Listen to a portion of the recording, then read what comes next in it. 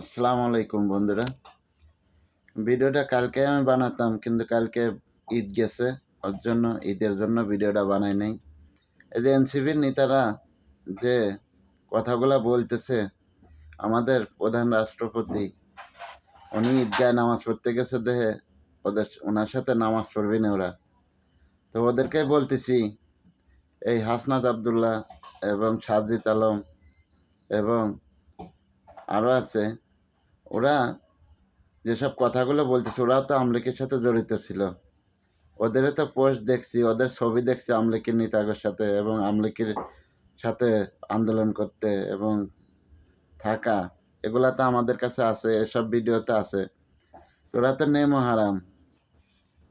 সবচেয়ে আগে বিচার হওয়ার দরকার ওদের, তার কারণ ওরা হলো নেমো হারাম। ওদের মধ্যে নেমো হারাম লোক এই বাংলাদেশে আর দু একটা আছে নাকি জানি না।